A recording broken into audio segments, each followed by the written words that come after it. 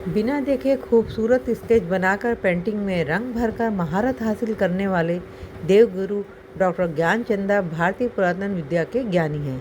इनकी पेंटिंग का विषय तंत्र मंत्र ही रहा।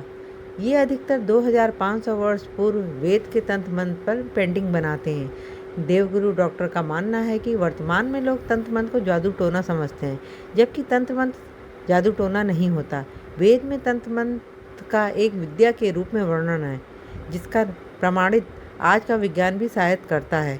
बेशक आज के विज्ञान ने उसको कोई और नाम दे दिया है, लेकिन तंत्र मंत्र मानव में आत्मा जैसी कुछ चीज़ है।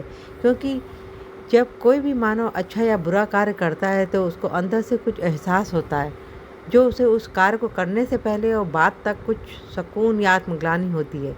देवगुरु डॉक्टर ज्ञानचंद्रा उसी को आधार मानकर अपनी पेंटिंग बनाते हैं। जिन लोगों ने इनकी पेंटिंग को बारीकी से देखा है, उनका मानना है कि इनकी पेंटिंग को अगर हम कुछ निर्धारित समय में निर्धारित मन से निहारते हैं मैं न्यूज तो कुछ जंक्शन से सुकून आभा यादव आज सा मेरे नजर साथ आता है। मौजूद है डीजी ज्ञानचंद जी, जिन्होंने तंत्र से प्रभावित होकर बहुत सारी पेंटिंग्स बनाई है।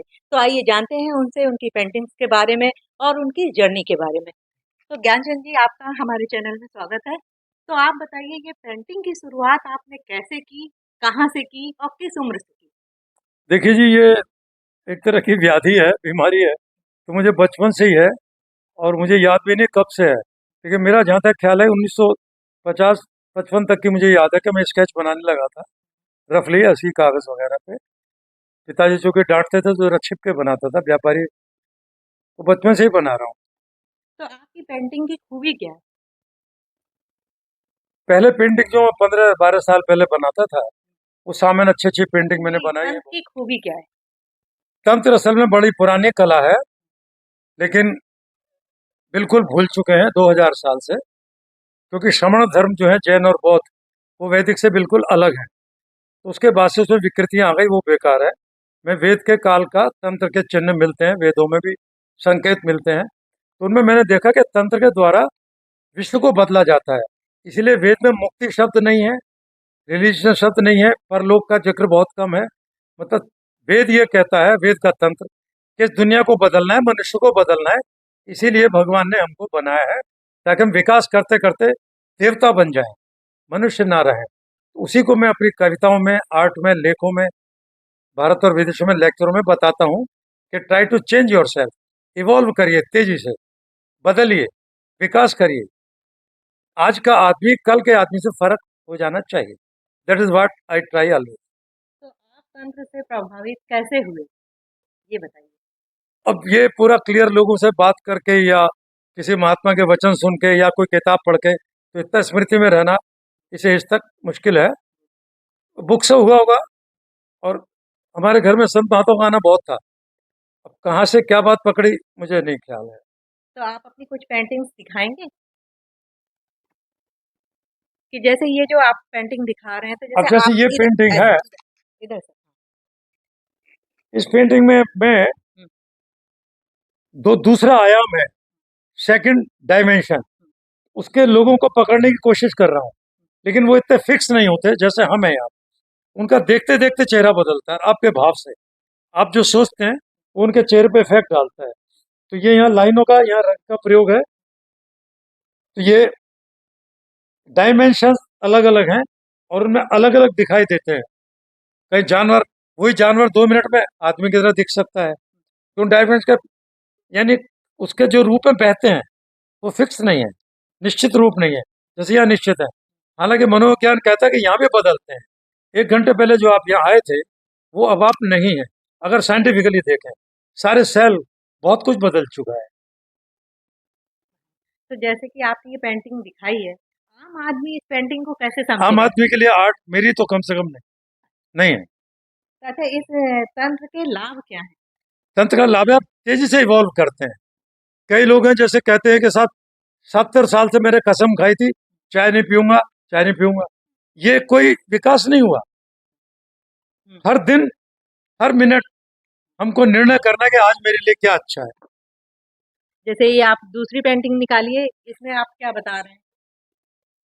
इसमें ये मनुष्य है, मेल फीमेल मत समझिए चाहे हाँ, लगने को। जी।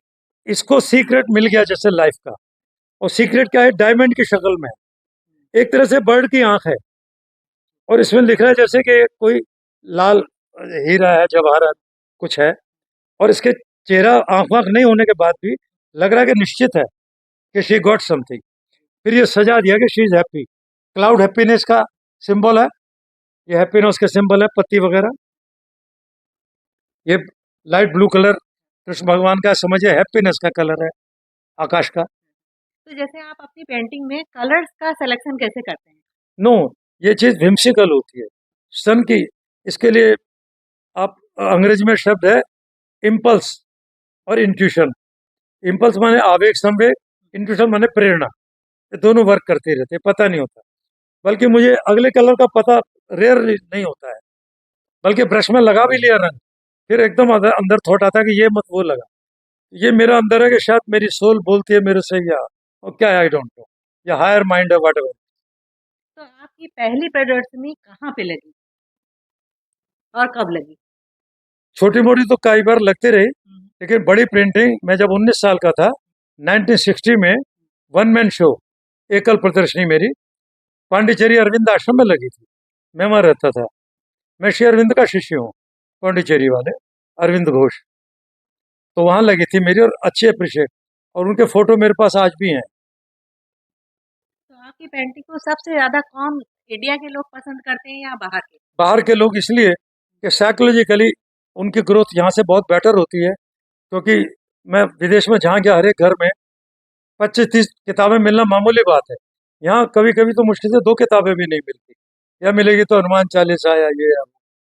तो लोग पढ़ते बहुत है, समझने की कोशिश करते हैं, और बंधे हुए से नहीं है। जैसे यहाँ के दिमाग बंधे हुए हैं, जैसे बाप बोलेगा तुमको कल कहा था ना ऐसे मत करो, तो वहाँ का आदमी खुद सोचने में ज़्यादा स्वतंत्र है, तो वो आर्ट को ज़्यादा समझते हैं।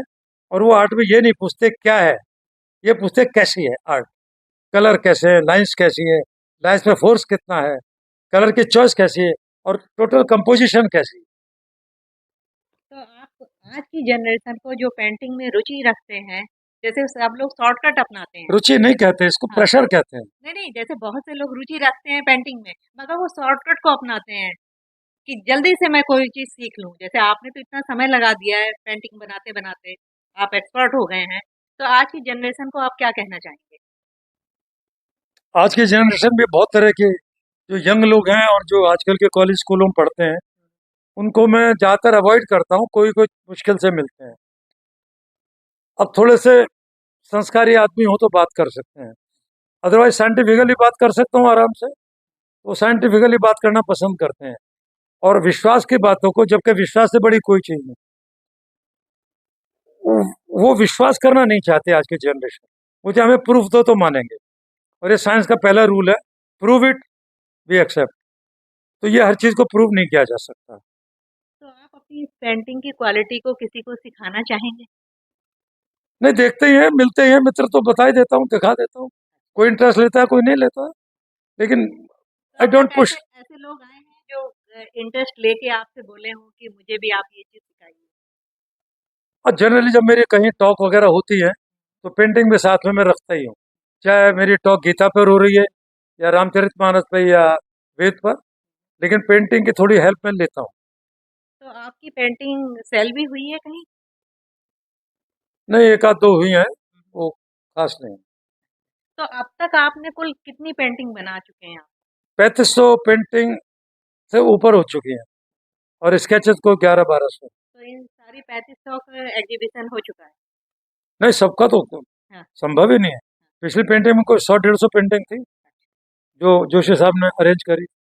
तो इन पेंटिंग्स में आपकी कोई ऐसी खास पेंटिंग हो जो आपको टच करती हो दिल को? 15 मेरी संतान हो, 15 से प्यार होता है। ये मेरी संतान है, मेरे बच्चे हैं। तो हमारे चैनल के माध्यम से आप क्या कहना चाहेंगे आज की जनरेशन को? हम ये कहना चाहेंगे, जीना सीखिए, मरना मत सीखिए। और जीने के लिए आपको जीने से प्यार होना चाहिए, और प्यार तब होगा जीने का एम बनाइए। पैसा मीन्स है, वाइफ मीन्स है, बच्चे मीन्स हैं, काम धंधा व्यापार मीन्स है, यानी साधन। साध्य क्या है वो सोचिए, और साध्य है विकास, प्रोग्रेस, इवोल्यूशन। और वो करने का तरीका मैं बताता हूँ। How to evolve your body, मन प्राण शरीर, ये 3 मेरे इंस्ट्रूमेंट हैं, 3 ही यंत्र हैं। उनका विकास कैसे करूं मैं, मन का कैसे, प्राण का कैसे, शरीर का कैसे। तो एक पेंटिंग को बनाने में कितना समय लगता है? 4 से 5 घंटे ज्यादा ज्यादा। तो उसका भी कोई टाइम है आपका कि इस समय बनाते हैं हाँ, मॉर्निंग? जनरली मैं खाना वाना खा के सब 3 साढ़े 3 बैठता हूँ और 6-7 तक पूरी कर लेता हूँ। तो एक दिन में एक पेंटिंग तैयार हो हाँ, जाती है। कभी कभी कोई बीच में विघन भी आ जाता है, जैसे आज ये आपने विघन ही डाला ना, तो आज की पेंटिंग अधूरी है, वहाँ पड़ी हुई जी, है। जी। चलिए, तो आपने देखा कि ज्ञानचंद जी ने कितनी खूबसूरत बातें बताई, अपने सफ़र के बारे में, पेंटिंग के सफ़र के बारे में बताया। अगले इंटरव्यू में आपसे अलग बात होगी। नमस्कार।